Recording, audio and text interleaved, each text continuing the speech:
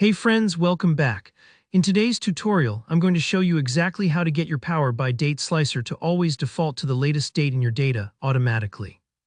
If you ever find yourself opening a report only to see an old or random date pre-selected, and you want your users to always land on the freshest data right away, this is absolutely for you. By the end of this video, you'll have two solid techniques, one super quick, one a little more advanced, that will make your dashboards look smarter and save users that annoying extra click. Let's dive right in with the first and honestly the easiest option, using the built-in relative date slicer. I love this method because it's practically plug and play. Here, how you do it. First, add a slicer visual to your report and make sure it's using your date field. If you're new to this, just drag your date column onto the canvas and choose the slicer icon. Once your slicer is on the page, there's a little drop-down arrow at the top right of the visual. Click that and switch the slicer type from between or list to relative. Now this is the magic. With it set to relative, you get options like in the last 1 day or in the last 1 month. Go ahead and pick is in the last 1 day if you want just the very latest date, or adjust it to last 1 month for a broader view. Power BI is now smart enough to always point to whatever is the latest date in your underlying data. Think of it like telling your dashboard, hey, always show me the freshest stuff. This way, no matter how often your dataset updates, your slicer automatically keeps pace, and your viewers see the most up-to-date numbers without even thinking about it.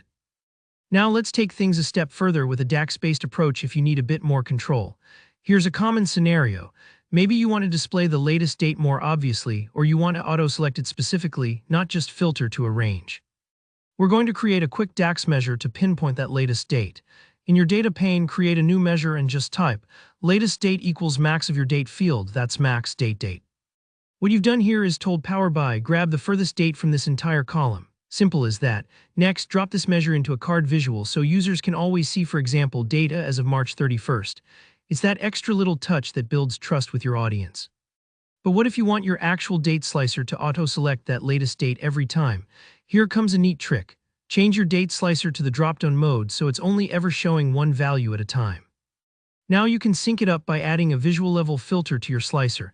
Set it so that only dates equal to your latest date measure are selectable. This ties your slicer and your measure together, so whenever your data updates, the slicer automatically moves to that new date. If you don't see this working right away, don't worry. Sometimes you need to clear slicer selections or refresh your data to see the auto selection kick in. If a step feels a little fiddly the first time, don't stress, just take a breath and walk back through it. Once you get these two approaches down, your reports will feel a lot more dynamic, and your users will appreciate that the dashboard always knows where the real action is. So that's it for today. If you found this helpful, hit that like button, and if you have any questions or other tricky Power BI scenarios you want solved, drop a comment below. I check them regularly and love helping out. Don't forget to subscribe for more practical tutorials just like this. Thanks for watching, and I'll see you in the next one.